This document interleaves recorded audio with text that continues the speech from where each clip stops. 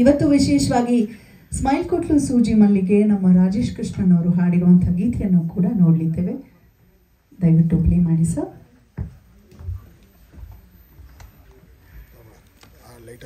ಬಹಳಷ್ಟು ಸಿನಿಮಾನಲ್ಲಿ ಗುರುತಿಸ್ಕೊಂಡಿದ್ದಾರೆ. ಅವರಿಗೆ ಬೆಳಕಾಗ್ಲಿ ಅಂತ ಹೊಸ ಹುರುಪಿನಿಂದ ಹೊಸ ತಂಡ ಹುಮ್ಮಸ್ಸಿಂದ ಹೋಗುವಾಗ ತಾಯಿಯೇ ಮೊದಲ ದೇವರು, ದೇವರೇ ದುಡ್ಡಾಕಿರೋದು ಸಿನಿಮಾಗೆ ಅನ್ನೋ ಒಂದು ಭಾವ ನನ್ನದು. ಸೊ ಶುಭವಾಗ್ಲಿ ಎಂದು ಹಾರೈಸ್ತಾ, ನೀವು ನಿಮ್ಮ ಮಕ್ಕಳಿಗೆ ಎಷ್ಟು ಸಪೋರ್ಟ್ ಮಾಡಿದ್ರೋ ಹಾಗೆ ಗಾಯತ್ರಿ ಅಮ್ಮ ಕೂಡ ಸಪೋರ್ಟ್ ಮಾಡೋದಕ್ಕೆ ನಿಂತಿರೋದು. ಶುಭವಾಗ್ಲಿ ಅಂತ ನಿಮ್ಮ ಬಾಯಿಂದ ಹರಿಸ್ತಾ ಸಿನಿಮಾದ ಟ್ರೈಲರ್ ಲಾಂಚ್ ಮಾಡಿ. ಮಾಲತಿ ಸುಧೀರ್ ಅವರ ಶುಭ ನುಡಿಯೊಂದಿಗೆ ಟ್ರೈಲರ್ ಬಿಡುಗಡೆ ಆಗ್ತದೆ. ಅಮ್ಮ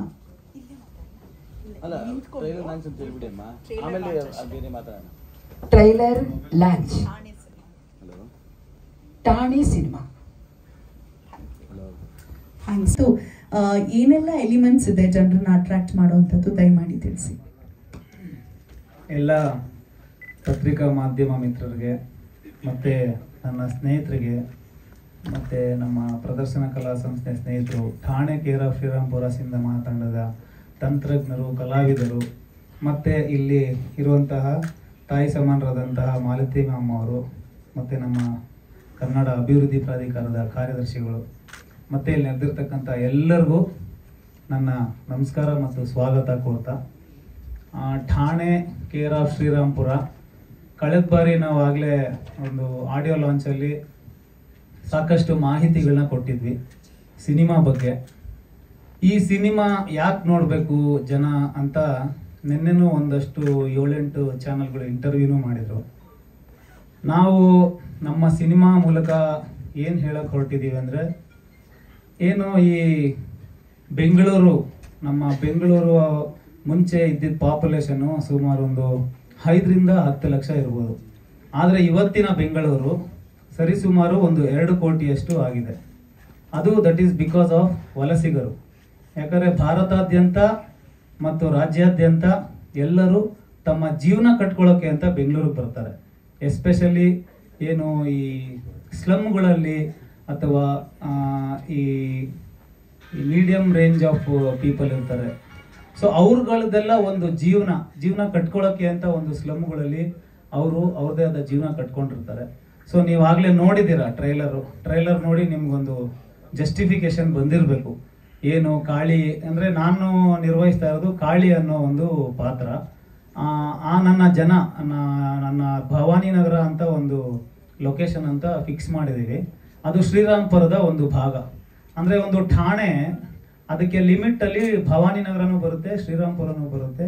ಸೊ ಆ ಲಿಮಿಟ್ಸಲ್ಲಿ ನಡೆಯುವಂಥ ಘಟನೆ, ಅಲ್ಲಿ ಆಗೋ ಘಟನೆಗಳಿಗೆ, ಅಲ್ಲಿ ಇರುವಂತಹ ಜನರುಗಳಿಗೆ ಏನೊಂದು ನಾವು ಕಾಳಿ ಒಂದು ನ್ಯಾಯ ಒದಗಿಸ್ಕೊಡ್ತಾನೆ, ಅವ್ರಿಗೋಸ್ಕರ ಕಾಳಿ ಏನು ತ್ಯಾಗ ಮಾಡ್ತಾನೆ, ಅವ್ರಿಗೋಸ್ಕರ ಜೀವನೇ ಕೊಡೋಕ್ಕೆ ಅಂತ ಇರುವಂತಹ ಕಾಳಿ ಅವ್ರಿಗೇನು ಫೈನಲ್ ಜಸ್ಟಿಫಿಕೇಶನ್ ಕೊಡ್ತಾನೆ ಅನ್ನೋದೇ ಸಿನಿಮಾ. ಇದರಲ್ಲಿ ಯಾಕೆ ನೋಡಬೇಕು ಅಂದರೆ, ಯೂತ್ಗೆ ಬೇಕಾಗಿರುವಂಥ ಆ್ಯಕ್ಷನ್ ಇದೆ, ಮಾಸ್ ಇದೆ, ಮತ್ತು ಫ್ಯಾಮಿಲಿ ಡ್ರಾಮಾ ಇದೆ, ಮತ್ತು ಲವ್ ಇದೆ, ಸೆಂಟಿಮೆಂಟ್ಸ್ ಇದೆ. ಈಗ ಅಪ್ಪ ಮಕ್ಕಳು ಮತ್ತು ಅಣ್ಣ ತಂಗಿ ಈ ಥರ ಅವರ ಬಾಂಧವ್ಯದ ಒಂದು ರಿಲೇಷನ್ಶಿಪ್ ಇದೆ. ಸೊ ನಿಮ್ಗೆಲ್ಲೂ ಬೋರ್ ಆಗದೆ ಒಂದು ಪಕ್ಕ ಫ್ಯಾಮಿಲಿ ಮಾಸ್ ಎಂಟರ್ಟೈನರ್ ಆಗುತ್ತೆ ಅಂತ ನಾನೊಂದು ಭರವಸೆ ಇಟ್ಕೊಳ್ತಾ, ಈಗ ಆಲ್ರೆಡಿ ಸೆನ್ಸಾರ್ ಕೂಡ ಆಗಿದೆ, UA ಸರ್ಟಿಫಿಕೇಟ್ ಕೊಟ್ಟಿದ್ದಾರೆ. ಇಷ್ಟು ಹೇಳಕ್ಕೆ ಇಷ್ಟಪಡ್ತೀನಿ ಅಂತ ಹೇಳ್ತೀನಿ.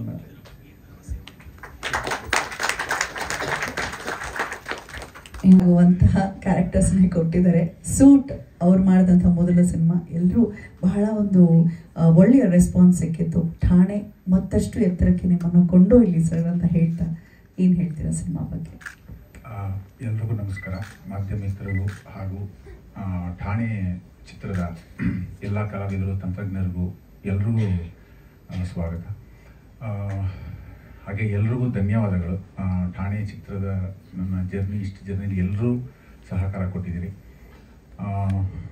ಹಾಗೆ ಮೊದಲು ಇದನ್ನು ಪೋಸ್ಟರ್ ಬಿಡುಗಡೆ ಮಾಡಿದ್ದು ರವಿಶಂಕರ್ ಗುರೂಜಿ ಹಾಗೆ ಧ್ರುವ ಸರ್ಜಾ ಅವರು. ಠಾಣೆ ಬಗ್ಗೆ ಹೇಳಬೇಕು ಅಂದರೆ, ಸಿನಿಮಾ ಯಾಕೆ ನೋಡಬೇಕು ಅಂದರೆ, ಇದು ಒಂದು ಪಕ್ಕ ಎಂಟರ್ಟೈನ್ಮೆಂಟು. ಹಾಗೆ ಒಂದು ಠಾಣೆ ಅಂತಂದರೆ ಕನ್ನಡ, ಇಂಗ್ಲೀಷಲ್ಲಿ ಪೊಲೀಸ್ ಸ್ಟೇಷನು, ಕನ್ನಡದಲ್ಲಿ ಠಾಣೆ, ಆರಕ್ಷಕ ಠಾಣೆ ಅಂತೀವಿ. ಠಾಣೆ ಅದನ್ನು ನಾವೊಂದು ಮಾಸ್ ಎಲಿಮೆಂಟ್ ಆಗಿ ಬಳಸ್ಕೊಂಡಿದ್ವಿ. ಹಾಗೆ ಠಾಣೆ ಒಂದು ಟೈಟ್ಲಲ್ಲಿ ಆ್ಯಕ್ಚುಲಿ ಪೊಲೀಸವ್ರು ಏನೇನು ಬಳಸ್ತಾರೆ ಎಲ್ಲ ನಾವು ಇದು ಮಾಡಿದ್ವಿ. ಒಂದು ಸಬ್ ಟೈಟ್ಲ್ ಬಂದು ಶ್ರೀರಾಮ್ಪುರ. ಈಗ ಪೊಲೀಸ್ ಸ್ಟೇಷನ್ಗೆ ಏನೇನೆಲ್ಲ ಕೇಸಸ್ ಬರುತ್ತೆ, ಎಲ್ಲ ಕೇಸಸ್ಗಳು ಆ್ಯಕ್ಚುಲಿ ಬಂದೇ ಬರುತ್ತೆ. ಒಂದು ಸಣ್ಣ ಕಳ್ಳತನದ ಕೇಸಿಂದ ಹಿಡಿದು ಡ್ರಗ್ಸ್ ಕೇಸ್ವರೆಗೂ ಬಂದೇ ಬರುತ್ತೆ. ಆ ಒಂದು ಕೇಸ್ ಮೇಲೆ ಅಲ್ಲಿ ಸುತ್ತಮುತ್ತ ನಡೆಯುವಂತಹ ಪರಿಸರದಲ್ಲಿ ನಡೆಯುವಂತಹ ಒಂದು ವಿಷಯನ ಇಟ್ಕೊಂಡು ಈ ಠಾಣೆನ ಒಂದು ಇದಾಗ್ತಾ ಹೋಗುತ್ತೆ. ಒಂದು 3-4 ಜನ ಕ್ಯಾರೆಕ್ಟ್ರು ಅಂತಂದರೆ ನಾಯಕ ಕಾಳಿ ಆಗ್ಬೋದು, ಮತ್ತು ಹೀರೋಯಿನ್ನು ಶ್ರೀದೇವಿ ಪಾತ್ರ ಆಗಿರ್ಬೋದು. ಈ ಒಂದು 3-4 ಪಾತ್ರಗಳು ಸುಮಾರು 4-5 ಶೇಡನ್ನು ತಗೊಳುತ್ತೆ. 4 ಗೆಟಪ್ಗಳು ಚೇಂಜ್ ಆಗ್ತಾ ಹೋಗುತ್ತೆ.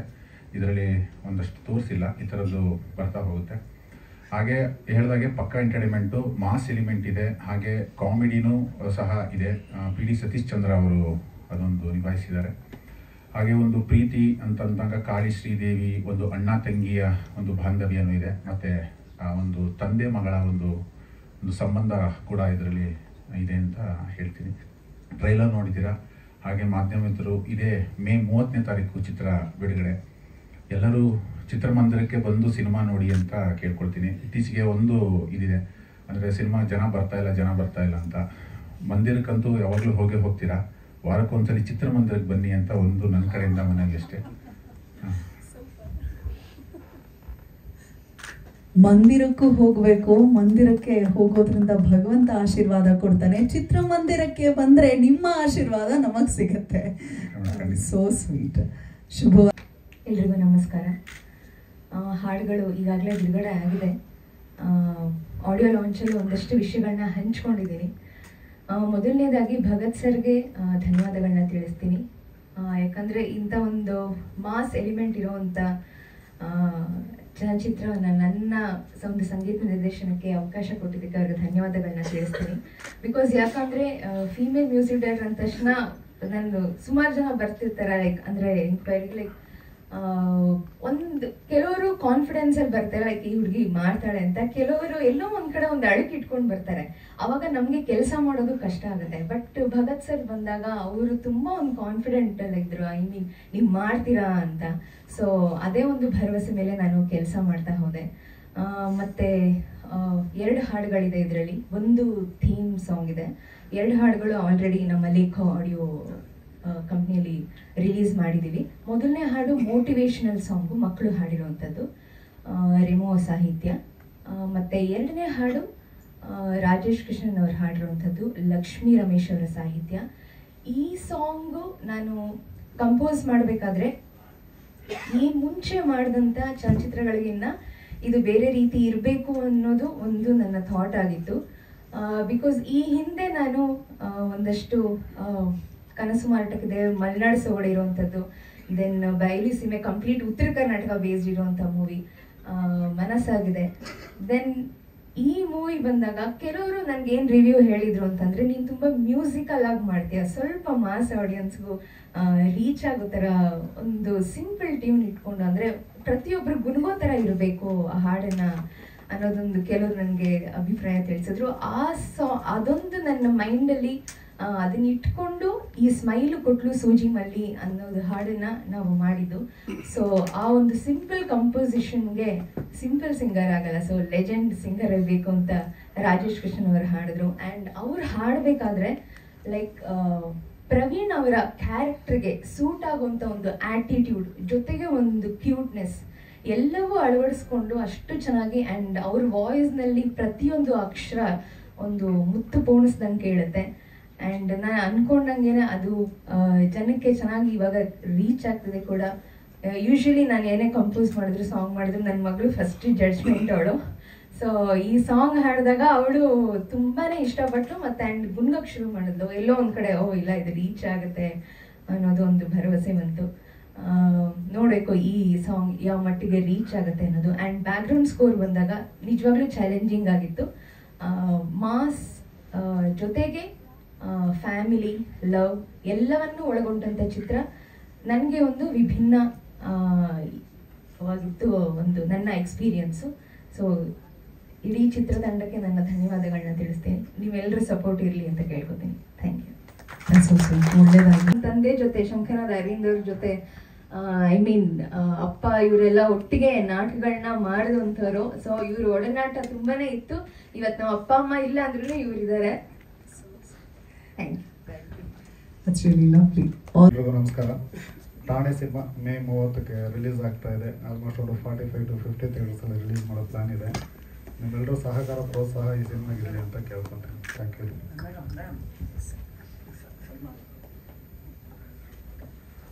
ಹಿರಿಯರ ಪಾದಾರವಿಂದಗಳಿಗೆ ಹಣೆ ಹಂಚಿ ನಮಸ್ಕರಿಸ್ತಾ, ಹಾಗೆ ಮುಂದುಗಡೆ ಇರೋ ಎಲ್ಲ ಪತ್ರಕರ್ತ ಮಿತ್ರರಿಗೆ ಒಂದು ಸ್ಪೆಷಲ್ ಆದ ನಮಸ್ಕಾರಗಳನ್ನು ತಿಳಿಸ್ತಾ, ಠಾಣೆಯಲ್ಲಿ ನನ್ನ ಪಾತ್ರ ಒಂದು ಫುಲ್ ಫ್ಲೆಡ್ಜ್ಡ್ ರಾಜಕಾರಣಿ ಅಂದರೆ ಸಮಾಜವನ್ನು ಉದ್ಧಾರ ಮಾಡೋ ಸಮಾಜ ಸೇವಕ ಅಂತ ಹೊರಗಡೆ ತೋರಿಸ್ಕೊತಾ ಒಳಗಡೆ ತನ್ನ ಬೆಳೆಗಳನ್ನು ಬೇಯಿಸ್ಕೊಳ್ಳುವಂತಹ ಒಬ್ಬ ಖಳನಟ. ಆ್ಯಕ್ಚುಲಾಗಿ ಸಂಪೂರ್ಣ ಫುಲ್ ಫ್ಲೆಡ್ಜ್ಡ್ ವಿಲನ್ ಕ್ಯಾರೆಕ್ಟರ್ ಇದು. ಹಾಗಂತ ಮರ್ಡರ್ಗಳು ಮಾಡಿಸೋದು ಅದೆಲ್ಲ ಏನೂ ಇಲ್ಲ. ಏಕೆಂದರೆ ನಮ್ಮ ಸಿನಿಮಾದಲ್ಲಿ ರಕ್ತ ಚೆಲ್ಲಿರೋದು ಕಾಣಲ್ಲ, ಎಲಿಮೆಂಟ್ಸ್ ಇದೆ. ಹಾಗಂತ ಸಿನಿಮಾ ಸ್ಕ್ರೀನ್ ಪೂರ್ತಿ ಕೆಂಪಾಗೋಂಥ ಎಲಿಮೆಂಟ್ಸ್ ಏನೂ ಇಲ್ಲ. ಅದಕ್ಕೆ UA ಕೂಡ ಸಿಕ್ಕಿದೆ ಸರ್ಟಿಫಿಕೇಟು.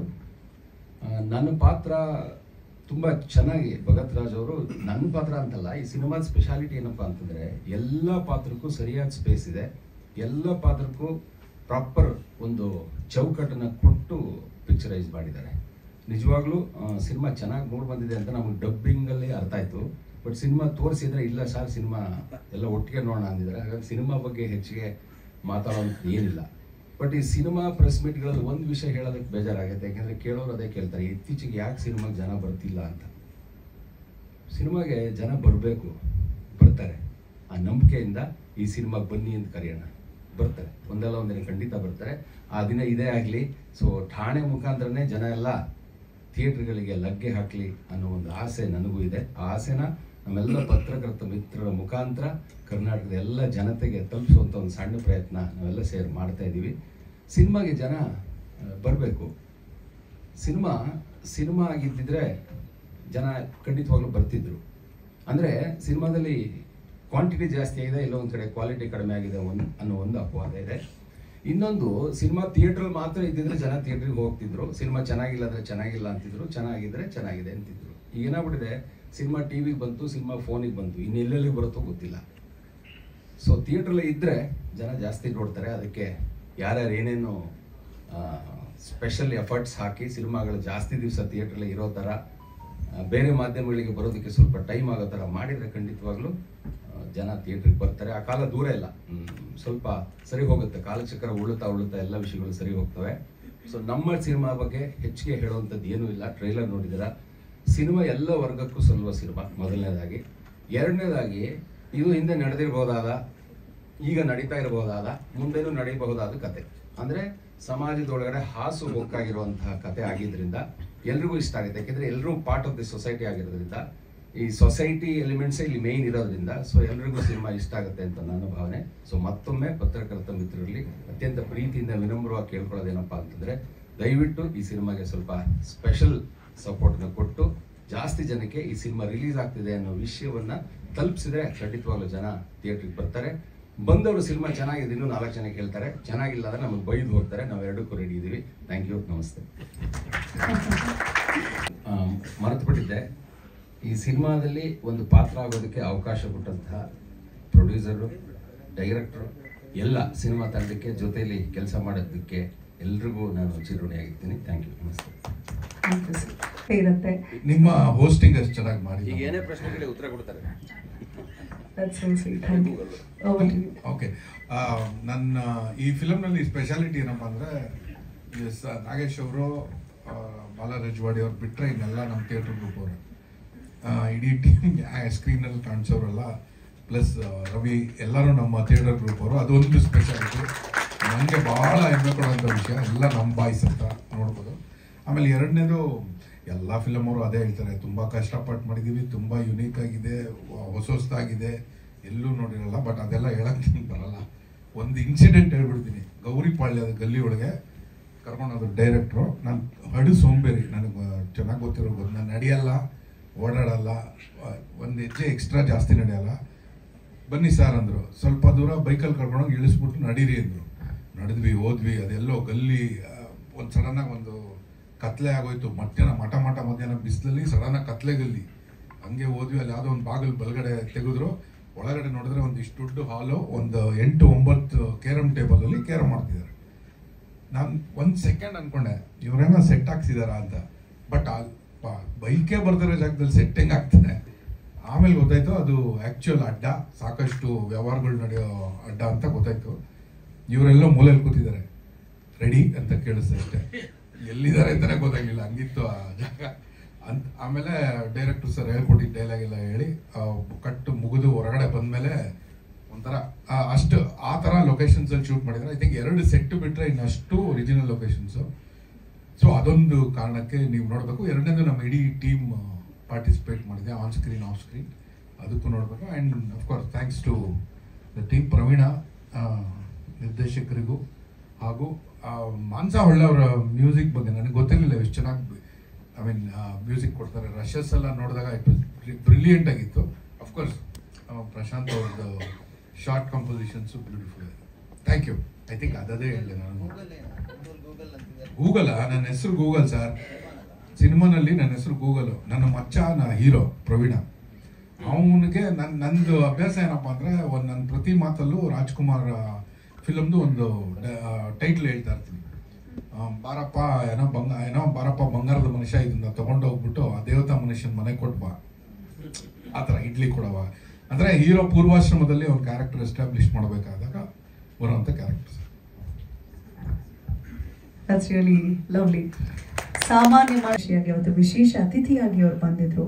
ಮುಂದಿನ ದಿನಗಳ ಬಗ್ಗೆ ಅವರು ಬೆಳಕು ಚೆಲ್ಲಿದ್ದು ಬಹಳ ವಿಶೇಷವಾಗಿತ್ತು. ಸೊ ಸರ್, ಇವತ್ತು ಸಂದರ್ಭನೇ ಬೇರೆ ಇದೆ. ಠಾಣೆ ಸಿನಿಮಾ ಬಗ್ಗೆ ಬಹಳ ಪ್ರೀತಿಯಿಂದ ಬಂದಿದ್ದೀರಾ ಟ್ರೇಲರ್ ಲಾಂಚ್ ಟೈಮ್ಗೆ. ಸೊ ಏನು ಹೇಳ್ತೀರಾ ಸರ್? ಎಲ್ಲರಿಗೂ ನಮಸ್ಕಾರ.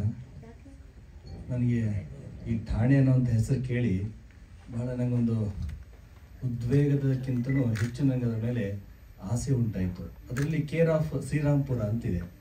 ಶ್ರೀರಾಮ್ಪುರ ಅಂದರೆ ಮೊದಲು ಈ ದೊಡ್ಡ ಅಡ್ಡ, ಅಂದರೆ ಎಲ್ಲದರಲ್ಲೂ ಸಹ ಅದರ ಬಹಳ ಮುಖ್ಯವಾದಂಥದ್ದು ಶ್ರೀರಾಮ್ಪುರ ಅನ್ನುವಂಥದ್ದು.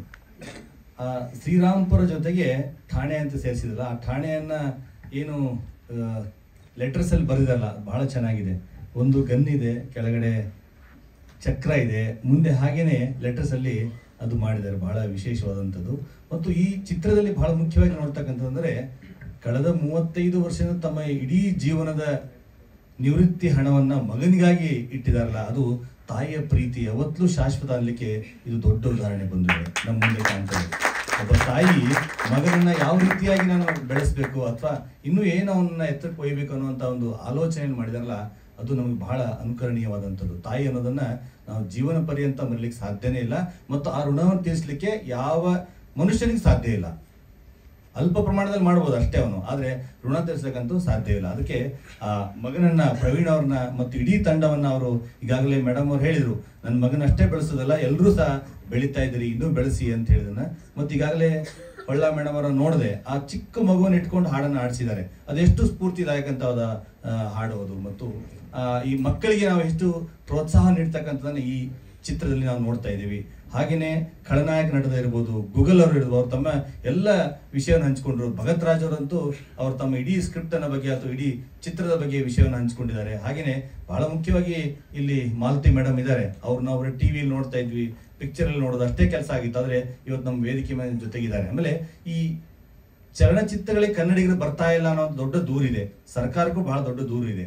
ಆದ್ರೆ ಸರ್ಕಾರ ಚಲನಚಿತ್ರ ಮಂಡಳಿಯ ಮುಖಾಂತರ ಏನು ಸಹಾಯ ಮಾಡಬೇಕು ಅನ್ನೋದನ್ನ ಆರ್ಥಿಕವಾಗಿರ್ಬೋದು ಮತ್ತು ತಮ್ಮ ಬೇರೆ ಬೇರೆ ಆಯಾಮಗಳಿಂದ ಮುಖಾಂತರ ಸಹ ಸಹಾಯವನ್ನ ಮಾಡ್ತಾ ಇದೆ. ಮತ್ತು ಚಲನಚಿತ್ರಗಳ ಸಾಕಷ್ಟು ನಮ್ಮಲ್ಲಿ ಇಂಟರ್ನ್ಯಾಷನಲ್ ಚಲನಚಿತ್ರೋತ್ಸವ ಪ್ರತಿ ವರ್ಷ ಅದು ಬೆಂಗಳೂರಲ್ಲಿ ಆಗ್ತದೆ, ಅದರ ಪ್ರಶಸ್ತಿಯೂ ಸಹ ನಮ್ಮ ಕನ್ನಡದ ಚಿತ್ರಗಳಿಗೆ ಸಿಗ್ತದೆ. ಈಗಾಗಲೇ ನಾವೊಂದು ಅನುವಾದದ ಪುಸ್ತಕ ನಿನ್ನೆ ಮೊನ್ನೆ ಬೂಕರ್ ಪ್ರಶಸ್ತಿ ಅಂತ ತೆಗೆದುಕೊಂಡು ನಾವು ನೋಡ್ತಾ ಇದ್ದೀವಿ. ಅಂದ್ರೆ ಇದರಲ್ಲಿ ಈಗಾಗಲೇ ಹೇಳಿದ್ರು ನಮ್ಮ ಖಳನಾಯಕ ನಟರು ಏನು ಅಂತಂದ್ರೆ, ಯಾವುದೇ ರೀತಿಯಾದಂತ ನಾವು ಹಿಂಜರಿಕೆ ಬೇಡ, ಕನ್ನಡಿಗರು ಎಲ್ಲದರಲ್ಲೂ ಸಹ ಮುಂದಿದ್ದಾರೆ. ಕನ್ನಡಿಗರು ಪ್ರಾಶಸ್ತ್ಯವನ್ನ ತೆಗೆದುಕೊಂಡು 2000 ವರ್ಷದ ಇತಿಹಾಸವುಳ್ಳಂತ ಒಂದು ಕನ್ನಡ ಭಾಷೆಯನ್ನ ಇಡೀ ರಾಷ್ಟ್ರದ ಮಟ್ಟದಲ್ಲಿ ಮತ್ತು ಇಡೀ ಜಗತ್ತಿನ ಮಟ್ಟದಲ್ಲಿ ನಾವು ಕೊಂಡೊಯ್ಯಲಿಕ್ಕೆ ಸಾಧ್ಯವಾಗಿದೆ. ಮತ್ತು ಇನ್ನು ಮುಂದೆ ಸಹ ಅದು ಹೆಚ್ಚು ನಾವು ಮಾಡ್ತೇವೆ ಅಂತ ಕನ್ನಡಿಗರ ಭರವಸೆ. 7 ಕೋಟಿ ಜನ ನಾವು ಇದ್ದೇವೆ 2011ರ ಜನಗಣತಿ ಪ್ರಕಾರ ನೋಡಿದ್ರೆ ಕೇವಲ 6 ಕೋಟಿ ಮಾತ್ರ ಇತ್ತು. ಈಗ 7.70 ಬರ್ಬೋದು ಅನ್ನುವಂತ ನಾವು ಆಲೋಚನೆಯಲ್ಲಿ ಸರ್ಕಾರ ಇದೆ. ಅಂದ್ರೆ 2021ಕ್ಕೆ ಜನಗಣತಿ ಆಗ್ಬೇಕಾಗಿತ್ತು, ಈಗ ಕೆಲವೇ ವರ್ಷದಲ್ಲಿ ಆಗ್ಬಹುದು ಅಂತ ಮುಂದೆ ಆಲೋಚನೆಯಲ್ಲಿ ಇದೆ. ಹೀಗಾಗಿ ಕನ್ನಡಿಗರು ಯಾವುದೇ ರೀತಿಯಿಂದ ಬೇಸರ ಪಡೋದು ಬೇಡ. ಕನ್ನಡ ಚಿತ್ರಕ್ಕೆ ಯಾವತ್ತೂ ಅದಕ್ಕೆ ಬೆಲೆ ಇದೆ. ಈಗಾಗಲೇ ಹೇಳಿದ್ರು ಅವರು, ಅಣ್ಣವರು ಫಿಲ್ಮ್ನಲ್ಲಿ ಪ್ರತಿಯೊಂದನ್ನು ನಾನು ಅವರ ಚಲನಚಿತ್ರದ ಹೆಸರನ್ನು ಹೇಳಿ ಒಗಟನ್ನ ಮಾಡ್ತಾ ಇದ್ದೆ ಅಂತ ಹೇಳಿದ್ರೆ, ಹಾಗಾಗಿ ಯಾವುದಕ್ಕೂ ನಾವು ಹಿಂಜಿರೋದು ಬೇಡ. ಕನ್ನಡಿಗರು ಏಕೈಕ ಮಾತ್ರ ಅಲ್ಲ, ಇಡೀ ಸಂಪೂರ್ಣ 7 ಕೋಟಿ ಜನ ನಿಮ್ ಜೊತೆಗೆ ಗಟ್ಟಿಯಾಗಿದ್ದಾರೆ. ಇಡೀ ಚಲನಚಿತ್ರ ಮಂಡಳಿ ನಿಮ್ ಜೊತೆಗೆ ಇರ್ತದೆ. UA ಸರ್ಟಿಫಿಕೇಟ್ ಸಿಕ್ಕಿದೆ. ಹಾಗೇನೆ ಪ್ರವೀಣ್ ಅವರು ಸಣ್ಣ ವಯಸ್ಸಲ್ಲಿ ದೊಡ್ಡದಂತ ಸಾಹಸವನ್ನ ಮಾಡಿದ್ದಾರೆ. ಭಗತ್ ರಾಜ್ ಕೈ ಜೋಡಿಸಿದ್ದಾರೆ. ನಮ್ಮ ಪ್ರೊಡ್ಯೂಸರ್ ಅಂತೂ ಇಡೀ 30 ಥಿಯೇಟರ್ಗಳಲ್ಲಿ ಏಕಕಾಲದಲ್ಲಿ ಡಿಸ್ಟ್ರಿಬ್ಯೂಟರ್ ಅವರು ನಾವು ಅದನ್ನ ಇದನ್ನ ಮಾಡ್ತಾ ಇದೀವಿ ಅಂತ ಹೇಳಿದ್ದಾರೆ. ಹೀಗಾಗಿ ಇದಕ್ಕೆ ಗಟ್ಟಿಯಾದಂತ ಸ್ಥಾನ ಸಿಕ್ಕೇ ಸಿಗುತ್ತೆ ಅನ್ನುವಂತ ಸಂಪೂರ್ಣ ಅಚಲ ವಿಶ್ವಾಸದ ಮೇಲೆ ನಾವು ಈ ಠಾಣೆ ಚಿತ್ರವನ್ನ ನೋಡಿದೀವಿ. ಎಲ್ಲರೂ ಸಹ ಇದನ್ನ ತಾವು ನೋಡಿ ಬಂಧುಗಳೇ ಅನ್ನುವಂತ ಹೇಳ್ತಾ, ಮಾಧ್ಯಮ ಮಿತ್ರರಿಗೆ ತಾವು ಹೆಚ್ಚು ಇದನ್ನ ಕನ್ನಡಿಗರನ್ನ ವಿದೇಶದಲ್ಲಿ ಎಲ್ಲೆಲ್ಲಿ ನಮ್ಮ ಜನ ಅದನ್ನ ಹೆಚ್ಚು ಪ್ರಸಾರವನ್ನ ಮಾಡಂತ ತಮ್ಮಲ್ಲಿ ವಿನಂತಿಯನ್ನು ಕೇಳ್ಕೊಳ್ತೇನೆ. ಮತ್ತೊಮ್ಮೆ ಈ ಚಿತ್ರದಿಂದ ಇನ್ನೂ ಹೆಚ್ಚು ನಮ್ಗೆ ಇವ್ರಿಗೆ ಆಕ್ಟರ್ ಆಗಲಿಕ್ಕೆ ಮತ್ತು ಹೀರೋ ಆಗ್ಲಿಕ್ಕೆ ಹೆಚ್ಚು ಪ್ರಾಶಸ್ತ್ಯಗಳು ಸಿಗ್ಲಿ ಮತ್ತು ಅವಕಾಶಗಳು ಸಿಗ್ಲಿ ಅಂತ ಮಾತನ್ನ ಹೇಳ್ತಾ ನನ್ನ ಮಾತನ್ನು ಮುಗಿಸ್ತೇನೆ. ಜೈ ಹಿಂದ್, ಜೈ ಕರ್ನಾಟಕ ಮಾತೆ. ತುಂಬಾ ಸಂತೋಷ ಉಳಿತಿದೆ. ಅಮ್ಮನಾಗಿ ಎಷ್ಟೋ ಜನರನ್ನ ಬೆಳೆಸಿರುವಂತ ಸಹೃದಯಿ. ಇತ್ತೀಚೆಗೆ ನಾನು ಅವರ ಸೊಸೆ ಜೊತೆ ಟ್ರಾವೆಲ್ ಮಾಡಿದೆ ಒಂದು ಇವೆಂಟ್ ಅಲ್ಲಿ, ಫ್ಲೈಟ್ ಅಲ್ಲಿ ಒಟ್ಟಿಗೆ ಬಂದ್ವಿ. ಅವರು ಹೇಳಿದ ಮಾತು, ಒಬ್ಳು ಆದರ್ಶ ತಾಯಿ, ಆದರ್ಶ ಪತ್ನಿ ಅಷ್ಟೇ ಅಲ್ಲ, ಆದರ್ಶ ಅತ್ತೆ ಕೂಡ ಹೌದು ಮಾಲತಿ ಅಮ್ಮ ಅಂತ ಸೋನದವ್ರ ಬಾಯಲ್ಲಿ ಕೇಳಿ ಬಹಳ ಖುಷಿ ಅನಿಸ್ತು. ಅಮ್ಮ, ಬಹಳ ಪ್ರೀತಿಯಿಂದ ಶುಭ ಹಾರೈಸಿ ಟ್ರೇಲರ್ ಲಾಂಚ್ ಮಾಡಿದ್ದೀರಾ. ಏನ್ ಹೇಳ್ತೀರಾ ಸಿನಿಮಾ ಬಗ್ಗೆ ಮಾಲತಿ ಸುಧೀರ್? ವೇದಿಕೆ ಮೇಲೆ ಉಪಸ್ಥಿತರಾಗಿರುವಂತಹ ಆದರಣೀಯ ಕಲಾವಿದರೇ, ಈ ಕಲಾವಿದರನ್ನ ಹೆಚ್ಚಿಸಬೇಕು, ಪ್ರೀತಿಸಬೇಕು, ಗೌರವಿಸಬೇಕು, ಆಶೀರ್ವಾದ ಮಾಡಬೇಕು ಅಂತ ಹೇಳಿ ಇಲ್ಲಿ ಎಲ್ಲ ಮಾಧ್ಯಮದವರು ಹಾಗೆ ಎಲ್ಲ ಥರದ ಜನನೂ ಇಲ್ಲಿದ್ದೀರಾ. ಸೊ ಅವ್ರಿಗೆಲ್ಲ ಆಶೀರ್ವಾದ ಮಾಡಿ ಅಂತ ಮೊದಲನೇದಾಗಿ ಕೇಳ್ಕೊಳ್ತೀನಿ. ಎಲ್ಲಿ ನಾರಿಯರನ್ನ ಪೂಜೆ ಮಾಡ್ತಾರೋ ಅಲ್ಲಿ ದೇವತೆಗಳು ಇರ್ತಾರೆ ಅಂತ ಹೇಳ್ತಾರೆ. ಹಾಗೆ ಈ ಹೆಣ್ಣು ಮಕ್ಕಳು ಕಷ್ಟಪಟ್ಟು ಒಂದು ಸಂಗೀತನ ಆ ಬೆಳಕಿಗೆ ತಂದಿದ್ದಾರೆ. ಆ ಬೆಳಕಿನಲ್ಲಿ ಆ ದೇವ್ರನ್ನ ಕಾಣಲಿ ಅಂತ ನಾನು ಹಾರೈಸ್ತೀನಿ. ಅವ್ರು ಮಾಡಿರೋ ಪ್ರಯತ್ನಕ್ಕೆ ಒಳ್ಳೇದಾಗ್ಲಿ ಅಂತ ಕೇಳ್ತೀನಿ. ಯಾಕೆ ಅಂದ್ರೆ ಕಾಶಿನಾಥ್ ಅವರು ಮೊದಲು ಒಂದು ಅನುಭವ ಅಂತ ಒಂದು ಪಿಕ್ಚರ್ ಮಾಡಿದ್ರು. ಅವರೇ ಹೀಗೆ ಕಷ್ಟಪಟ್ಟು ದುಡ್ಡೆಲ್ಲ ಹಾಕಿ ಊರಿಂದ ದುಡ್ಡು ತಂದು ಎಲ್ಲ ಹಾಕಿ ಎಲ್ಲ ಹಿಂಗೆ ಹಿಂಗೆಲ್ಲ ತೋರಿಸ್ಬೇಕಾದ್ರೆ ಎಲ್ಲರೂ ಹೊರಗೆ ಬರೋದು, ಇದೇನು ಸಿನಿಮಾ ರೀ, ಇದೆಲ್ಲ ಹೊಲಸು ಭಾಷೆ ಇದೆ, ಇದೆಲ್ಲ ಹೊಲಸು ಮಾತಿದಾವೆ, ಇದೆಂತ ಸಿನಿಮಾ ತೆಗ್ದ ಅಂತ ಕಾಶಿನಾಥ್ಗೆ ಬೈದೇ ಇರೋರೇ ಇಲ್ಲ. ಬೈದ್ರೆ ಬೈರಿಲಿ ಬಿಡ್ರಿ, ಉಗುಳಿದ್ರೆ ಉಗಿಸ್ಕೊಂಡು ಹೋಗ್ತೀನಿ ನಾನು ಅಂತ ಅವ್ರ ಪರ್ಸನಾಲಿಟಿನೂ ಹಾಗೆ ಇತ್ತು. ಸೊ ಅವ್ರ ಭಾಷೆನೂ ಹಾಗೆ ಇತ್ತು. ಏನ್ ಮಾಡಕ್ಕಾಗತ್ತೆ, ಬೈದ್ರೆ ಬೈಲಿ ಬಿಡಿ, ಉಗಿದ್ರೆ ಉಗಿಲಿ ಬಿಡಿ ಅಂತ ಹೊರಗಡೆ ಬಂದ್ರು. ಅನುಭವ ಪಿಕ್ಚರು ಅವ್ರು ದುಡ್ಡು ಎಣಿಸ್ಲಾರ್ದಷ್ಟು ಗಳಿಸಿದ್ರು, ಹೆಸರು ಅಷ್ಟೇ ದೊಡ್ಡದು ಮಾಡಿದ್ರು. ಅದಕ್ಕೆ ಸಿನಿಮಾ ತೆಗಿಯೋರಿಗೆ ತಾಳ್ಮೆ ಇರಬೇಕು, ದುಡ್ಡು ಹಾಕ್ತಾ ಇರೋರಿಗೆ ತಾಳ್ಮೆ ಇರಬೇಕು. ಆಮೇಲೆ ಹೀರೋ ಪಾತ್ರ ಮಾಡೋರಿಗೆ ನಾನು ಸಾಧನೆ ಮಾಡಬೇಕು, ನಾನು ಸಾಧಿಸ್ಬೇಕು ಅನ್ನೋ ಛಲ ಇದ್ರೆ ಮಾತ್ರ ಆ ನಟರಾಜ ಅವ್ರಿಗೆ ಒಲಿತಾನೆ, ಆ ನಟರಾಜ ಅವ್ರಿಗೆ ಆಶೀರ್ವಾದ ಮಾಡ್ತಾರೆ. ಏನೋ ನಾವು ಹೀರೋ ಆಗಿದ್ದಂತ ಕೂದ್ಲಿಂಗ್ ಮಾಡ್ಕೊಂಡು ಹಿಂಗೆಲ್ಲ ಮಾಡ್ಕೊಂಡು ಹೊರಟ್ರೆ ಅವ್ರು ಹೀರೋ ಆಗೋದಿಲ್ಲ, ಅವ್ರು ದೊಡ್ಡ ಜೀರೋ ಆಗ್ತಾರೆ. ಅದಕ್ಕೆ ನಾನು ಹೇಳೋದು, ಯಾವತ್ ನಮ್ಮ ಸುಧೀರ್ ಅವರು 386 ಸಿನಿಮಾದಲ್ಲಿ ಮಾಡಿದ್ದಾರೆ. ಒಂದ್ ದಿವಸನೂ ನನ್ಗೆ ಯಾರು ಹೀರೋ ಅಂತ ಅನ್ನೋದೇ ಇಲ್ಲ ನೋಡಿ. ಆ ಹುಡುಗಿ ನೋಡ್ತಾಳೆ, ಹೆದರಿ ಓಡೋಗ್ತಾಳೆ, ಆ ಹೆಂಗ್ಸ್ ನೋಡ್ತಾಳೆ, ಮುಚ್ಕೊಂಡು ಹೋಗ್ತಾಳೆ. ನೀನ್ ಒಬ್ಳೆ ನೋಡಿ ನಾನು ನೋಡೋದು, ನಾನು ಯಾರು ನೋಡೋದೇ ಇಲ್ಲ ಅಂತ ಹೇಳ್ತಾರೆ. ನಾನು ಇಷ್ಟು ಸುಂದರ ಇದ್ದೀನಿ, ನಾನು ಇಷ್ಟು ಪರ್ಸನಾಲಿಟಿ ಇದೆ, ನನಗಿಷ್ಟು ಒಳ್ಳೆ ಕಲಾವಿದ ಇದ್ದೀನಿ, ಯಾರು ನನ್ನ ಮಾತಾಡ್ಸಲ್ಲ ಅಂತ ಫೀಲ್ ಮಾಡ್ತಿದ್ರು ಅವರು ಮನೆಗೆ ಬಂದಾಗ. ಯಾಕೆಂದ್ರೆ ಅವ್ರು ಮಾಡ್ತಿದ್ದೆ ಬರೀ ರೇಪಿಂಗ್ ಸೀನು, ಆಮೇಲೆ ಹೊಡೆತ ತಿನ್ನೋ ಸೀನು, ಜೈಲಿಗೆ ಹೋಗೋದು, ನಾಯಿ ಸಹಿತ ಅವ್ರನ್ನ ಬಿಟ್ಟಿಲ್ಲ, ಅದು ಸಹಿತ ಕಚ್ಚಿ ಕಚ್ಚಿ ಕಚ್ಚಿ ತಿಂದಿದೆ. ಸೊ ಹಾಗೆ ಆ ಅಭಿನಯ ಮಾಡಿದ್ದಕ್ಕೆ ಇವತ್ತು ಖಳನಾಯಕ ಸುಧೀರ್ ಅಂತ ಹೆಸರು ಮಾಡಕ್ಕಾಯ್ತು, ಇಲ್ಲಾಂದ್ರೆ ಮಾಡಕ್ಕಾಗ್ತಿಲ್ಲ. ಕಲೆ ಅನ್ನೋದು ಬಹಳ ದೊಡ್ಡ ಸಮುದ್ರ. ಆ ಸಮುದ್ರದಲ್ಲಿ ನಾವು ಸಾಸಿವೆ ಕಾಳು, ಸೊ ಸಾಸಿವೆ ಕಾಳನ್ನ ಹುಡುಕ್ಬೇಕು ಅಂದ್ರೆ ಭಾರಿ ಕಷ್ಟ ಇದೆ. ಬಂಗಾರದ ಮನುಷ್ಯ ಪಿಕ್ಚರು ಇಷ್ಟೊಂದು ಚೆನ್ನಾಗಿ ಓಡ್ತಲ್ರಿ ಅಣ್ಣವ್ರೆ ಅಂತೇಳಿ ಉಪೇಂದ್ರ ಅವರು ಒಂದ್ಸರಿ ಅವ್ರನ್ನ ಕೇಳಿದ್ರಂತೆ, ಅಣ್ಣ ಬಂಗಾರದ ಮನುಷ್ಯಗೆ ಇನ್ನೂ ಟಿಕೆಟ್ ಹೋಗ್ತಾ ಇದೆಯಲ್ಲ, ಈ ವರ್ಷಾನ್ಗಟ್ಲೆ ಓಡಿದ್ರು ಇದಕ್ಕೆ ಡಿಮ್ಯಾಂಡ್ ತುಂಬಾ ಇದೆ ಅಂದ್ರೆ, ಅಯ್ಯೋ ನಾವೆಲ್ಲ ಅಲ್ಲಿ ಹೊಟ್ಟೆಪಾಡಿ ಕೆಲಸ ಮಾಡಿದೀವಪ್ಪ. ಅಲ್ಲಿ ಒಂದು ಸಭೆ ಸೀನ್ ಇತ್ತು, ಒಂದು ಸೀನ್ ತೆಗಿತಾರೆ. ಆ ಸೀನ್ನಲ್ಲಿ ಒಂದು ಹುಡುಗ ಅಲ್ಲಿಂದ ಅಲ್ಲಿ ಓಡೋಗಿದ್ದಾನೆ. ಆ ಸೀನ್ನಲ್ಲಿ ಕರೆಕ್ಟಾಗಿ ನೋಡಿದ್ರೆ ಗೊತ್ತಾಗುತ್ತೆ. ಒಂದು ಸಣ್ಣ ಹುಡುಗ ಕಾಕಿ ಚಡ್ಡಿ ಹಾಕೊಂಡು ಅವನಿಗೆ ಸರಿ ಅಂದಿರಬೇಕು, ಅಲ್ಲಿಂದ ಅಲ್ಲಿ ಓಡೋಗಿದ್ದಾನೆ. ಅವನ ಅದೃಷ್ಟದಿಂದ ನಮಗೆ ಅದೃಷ್ಟ ಯಾಕೆ ಬಂದಿರಬಾರದು ಅಂತ ರಾಜ್ಕುಮಾರ್ ಅವ್ರು ಹೇಳಿರೋ ಮಾತಿದು. ಅಲ್ಲಿಗೆ ಯೋಚನೆ ಮಾಡಿ, ನನ್ನ ಅದೃಷ್ಟ, ಭಾರತೀಯವರ ಅದೃಷ್ಟ, MP ಶಂಕರಣ್ಣವ್ರ ಅದೃಷ್ಟ ಅನ್ಲಿಲ್ಲ ಅವರು. ಆ ಓಡೋಗಿದ್ದಾನಲ್ಲ ಅವ್ರ ಅದೃಷ್ಟ ನಮಗೆ ಬಂದಿದೆ ಅಂತ. ಅಷ್ಟು ನಯ ವಿನಯ, ಒಂದು ಹೀರೋ ಆದವ್ರಿಗೆ ಆ ನಯ ವಿನಯ ಬರಬೇಕು, ಆ ಸಾಧನೆ ಬರಬೇಕು, ಅವಾಗ ಮಾತ್ರ ಅವರು ಹೀರೋ ಆಗಕ್ಕೆ ಸಾಧ್ಯ. ಅಮ್ಮ ಇವತ್ತು ಕಷ್ಟಪಟ್ಟು ದುಡ್ಡು ಹಾಕಿದ್ದಾರೆ. ಈ ಕರಡು ಏನನ್ನತ್ತೆ ಗೊತ್ತಾ, ಒಬ್ಬನು ಹೆಂಡತಿನ ಕಾಯಿಲೆ ಇದೆ ಅಂತ ವಾಸಿ ಮಾಡೋದಕ್ಕೆ ನಿಮ್ಮ ಅಮ್ಮನ ಕರಡು ತಗೊಂಡು ಬಾ ಅಂತ ಹೇಳಿದಾಗ ಅವನು ಅವ್ರ ಅಮ್ಮನ ಹೊಟ್ಟೆ ಕೊಯ್ದು ಕರಳೆಲ್ಲ ತಗೊಂಡು ಹೋಗ್ತಾ ಇದ್ದ. ಓಡಿ ಹೋಗ್ಬೇಕಾದ್ರೆ ದಬಲ್ ಅಂತ ಬಿದ್ದುಬಿಟ್ಟ. ಅವಾಗ ಅಯ್ಯೋ ಗಾಯ ಆಯ್ತಲ್ಲ ಅಂತ ಹೇಳ್ಬೇಕಾದ್ರೆ ಆ ಕರುಳು ಹೇಳ್ತಂತೆ, ಮಗನೇ ನಿಧಾನಕ್ಕೆ ಹೋಗು, ನಿನಗೇನಾರು ಒಂಚೂರು ನೋವಾಗಿದೆ, ಈ ಕರುಳು ಬಹಳ ಅಳತೈತಿ, ಅದಕ್ಕೆ ನಿಧಾನಕ್ಕೆ ಹೋಗಪ್ಪ ಅಂತ ಹೇಳ್ತಂತೆ. ಆ ತಾಯಿ ಕರುಳು ಅಷ್ಟು ದೊಡ್ಡ ಕರಳದು, ಅದು ಇವತ್ತು ತ್ಯಾಗ ಮಾಡಿ ಆ ಮಗನಿಗೆ ಮುಂದೆ ಬರಲಿ, ಅವನು ಜಯಿಸ್ಲಿ ಅಂತ ಹೇಳಿ ತನ್ನ 35 ವರ್ಷ ಸೇವೆಗೆ ಶಿಕ್ಷಕಿಯಾಗಿ ಸೇವೆ ಮಾಡಿರೋ ದುಡ್ಡೆಲ್ಲ ಅವನಿಗೆ ಕೊಟ್ಟಿದ್ದಾಳೆ, ಧಾರೆ ಇರ್ತಿದ್ದಾಳೆ, ರಕ್ತ ಸುರಿಸಿದ್ದಾಳೆ. ಆಕೆಗೆ ಒಂದು ಜಯ ಆಗಲಿ, ಆಕೆ ಫೋಟೋ ಇಟ್ಟು ಅವನು ಪೂಜೆ ಮಾಡಿದ್ರೆ ಅವನು ನಿಜವಾಗ್ಲೂ ದೊಡ್ಡ ಹೀರೋ ಆಗ್ತಾನೆ. ಸೊ ಇದನ್ನ ನೀನ್ ಮನಸ್ಸಲ್ಲಿ ಇಟ್ಕೋಬೇಕು. ಇವತ್ತು ಅವರು ಇರೋದಿಲ್ಲ, ನಾನು ಇರೋದಿಲ್ಲ, ಆದ್ರೆ ನೀನಿರ್ತೀಯ, ನೀನು ಅದನ್ನು ಉಳಿಸ್ಕೊಂಡು ಹೋಗ್ಬೇಕು, ನೀನು ಅದನ್ನು ಬೆಳೆಸ್ಕೊಂಡು ಹೋಗ್ಬೇಕು. ಮತ್ತೆ ಮಾನಸ ಅವ್ರ ತಂದೆ ತಾಯಿ ಎಲ್ಲ ನಾವು ಜೊತೆ ಕಲಾವಿದರು, ಅವ್ರ ಜೊತೆಲೆ ಪಾತ್ರ ಮಾಡೋದು, ಅವ್ರ ಜೊತೆ. ನಾನು ಕಾಮಿಡಿ ಹೀರೋಯಿನ್ ಅಲ್ಲ, ನಾನು ಹೀರೋಯಿನ್ನೇ, ಕಾಮಿಡಿ ಆರ್ಟಿಸ್ಟ್ ಅಲ್ಲ. ಅದಕ್ಕೆ ಇವ್ರ ತಂದೆ ಹೇಳೋದು, ಅಕ್ಕ ನಿನ್ ಜೊತೆಲಿ ಒಂದು ಪಾರ್ಟ್ ಮಾಡ್ಬೇಕು. ಯಾವುದು? ಮೆಲ್ಲಗೆ ನಡಿ ಮೆಲ್ಲಗೆ ನೀ ಓಡದಿರು ಚಿನ್ನ ಅಂತ ಆ ಹಾಡಿ ನಿನ್ ಜೊತೆ ಡ್ಯಾನ್ಸ್ ಮಾಡ್ಬೇಕು. ನಾನು ಆ ಹಾಡು ಡ್ಯಾನ್ಸರ್ ಅಲ್ಲಪ್ಪ, ಎಂದೆಂದು ನಿನ್ನನ್ನು ಮರೆತು ಬದುಕಿರಲಾರೆ ಆಗಿರೋ ಇಲ್ಲೋ ಅಂತ ಹೇಳೋದು ಇವ್ರ ತಂದೆಗೆ. ಅಷ್ಟು ನಮಗೆ ಬಾಂಧವ್ಯ ಇದೆ. ಮತ್ತೆ ಪ್ರಶಾಂತ್ ಸಾಗರ್ ಅಂತಿದ್ದಾನೆಲ್ಲ, ಅವ್ರ ತಂದೆ ಅವ್ರ ತಾಯಿ ಎಲ್ಲ ನಮ್ಮ ಕಂಪ್ನಿಯಲ್ಲೇ ಒಂದು 20-25 ವರ್ಷ. ಅವ್ರ ಚಿಕ್ಕಪ್ಪ ಅವ್ರ ಚಿಕ್ಕಮ್ಮ ಎಲ್ಲ, ಅವ್ರ ಅಜ್ಜಿನೂ ನಮ್ಮ ಕಂಪ್ನಿಯಲ್ಲೇ ತೀರ್ಕೊಂಡ್ರು. ಅವ್ರಿಗೂ ಬ್ರಾಹ್ಮಣರ ಸಂಸ್ಕಾರ ಮಾಡಿದ್ವಿ. ಅವ್ರ ಅಜ್ಜನೂ ನಮ್ಮ ಥಿಯೇಟ್ರಲ್ಲೇ ತೀರ್ಕೊಂಡ್ರು. ಅವ್ರಿಗೂ ಬ್ರಾಹ್ಮಣರ ಅವ್ರು ಯಾವ ಕ್ಯಾಸ್ಟ್ ಇರುತ್ತೆ ಆ ಸಂಸ್ಕಾರ, ಗಂಧದ ಕಟ್ಗೆ ತಂದು ಕೇಳ್ರಿ, ಅವನು ಇಲ್ಲೇ ಇದ್ದಾನೆ. ಅವ್ರು ಸಂಸ್ಕಾರ ಮಾಡಿದ್ವಿ, ಇವ್ರ ಮಕ್ಕಳನ್ನೆಲ್ಲ ಬೆಳೆಸಿದ್ವಿ. ಇವ್ರ ತಂದೆ ಕೂಡ ನಮ್ಮ ಥಿಯೇಟ್ರಲ್ಲೇ ಇದಾದ್ರು. ಇವ್ರ ತಾಯಿ ಇನ್ನೂ ಇದ್ದಾರೆ, ತುಂಬ ಸುಂದರಿ ಅವ್ರ ತಾಯಿ ಪುಷ್ಪ ಅಂತ ಹೇಳಿ. ಇವರೆಲ್ಲ ನಮ್ಮ ಮಕ್ಕಳಾಗಿ ಬೆಳೆದವರು. ಈಗ ಪ್ರಶಾಂತ್ ಈ ಸಿನಿಮಾ ರಂಗದಲ್ಲಿ ಕೆಲಸ ಮಾಡ್ತಾ ಇದ್ದಾನಂದ್ರೆ ನನಗೆ ಭಾರಿ ಹೆಮ್ಮೆ ಆಗುತ್ತೆ. ಎಲ್ಲೋ ಒಂದು ಸಣ್ಣ ಇರುವೆ ಕೂಡ ಒಂದು ಕೆಲ್ಸಕ್ಕೆ ಬರುತ್ತೆ ಅನ್ನೋದಕ್ಕೆ ಈ ಹುಡುಗರೆಲ್ಲ ಕಾರಣ. ಇವರಿಗೆಲ್ಲ ರಾಘವೇಂದ್ರ ಸ್ವಾಮಿ ಶಕ್ತಿ ಕೊಡಲಿ, ಬುದ್ಧಿ ಕೊಡಲಿ, ಮುಂದೆ ಹೋಗೋ ಒಂದು ಚೈತನ್ಯ ಕೊಡಲಿ ಅಂತ ಕೇಳ್ಕೊಳ್ತೀನಿ.